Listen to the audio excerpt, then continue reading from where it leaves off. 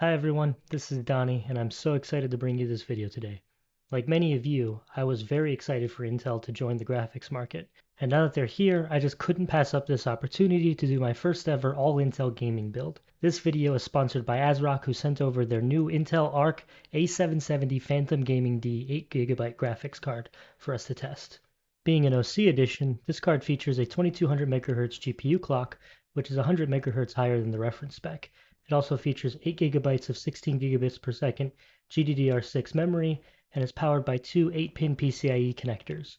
Around back, you get three DisplayPort 2.0 connectors and a single HDMI 2.1 port. To pair with our Arc A770 graphics card, we've got an Intel Core i9-13900K CPU, which features 8 P-cores and 16 E-cores built on Intel's latest architecture, Raptor Lake. For our motherboard, we've got an ASRock Z790 PG Riptide, which features support for DDR5 memory, PCIe 5.0, and up to 5 M.2 NVMe drives, and features an integrated I/O shield, which I always appreciate. To go with that, we've got a 32 gig kit of Kingston Fury Renegade DDR5 6800 megatransfers memory. For our storage, we'll be using a 1TB Crucial P5 Plus Gen 4 NVMe SSD. And for cooling, we'll be using Deepcool's new LT720 360mm all-in-one liquid cooler. And we'll be putting all that in the beautiful CH510 case from Deepcool. Unfortunately, I couldn't get a new power supply sourced in time, so I'm going to be using an older unit from my test bench,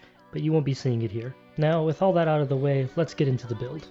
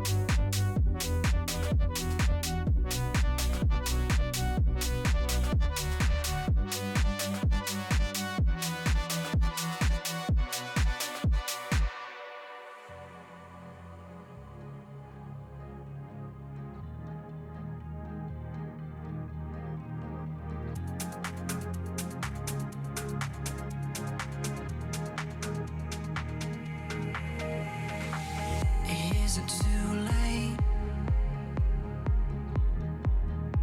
My heart is out there burning away in the sunlight.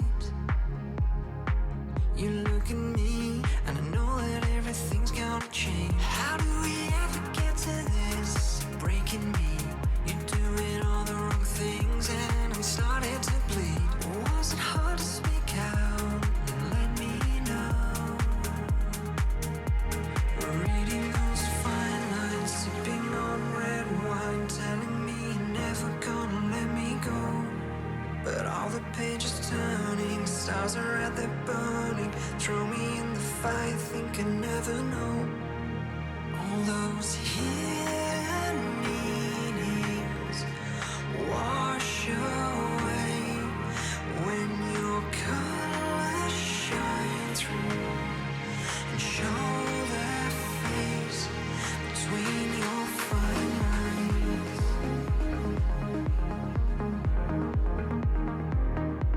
Between your fine lines. Ooh.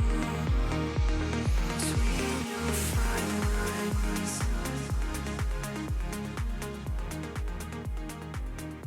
And with the build finally done, let's get into those benchmarks. Starting out with Spider-Man Miles Morales, we could see that at 1440p we're getting really playable frame rates with an average of 75 FPS and lows of 65, and at 1080p that number increases to 100 FPS with lows over 81. Moving on to Rainbow Six Siege, we've got fantastic average FPS at 1440p of 152 FPS with lows of 110 FPS. However, at 1080p we see an average FPS of over 216, but the lows stay basically the same at 112.7 FPS. It is worth noting that this is running in DX11 rather than Vulkan, as we wanted to have a mix of APIs for our tests. Looking at Forza Horizon 5, we've got an average of 80 FPS with lows of 72 at 1440p, and at 1080p our average FPS increases to 91 with lows of 81. Very smooth. Moving on to Hitman 3, and at 1440p we're seeing an average of 83 FPS with lows of 60, and at 1080p we're over 105 FPS on average with lows of over 75. Finally, we have CSGO with the kind of high numbers you'd expect from this title. At 1440p we're seeing 259 FPS on average, but the lows do dip as far as 141 FPS.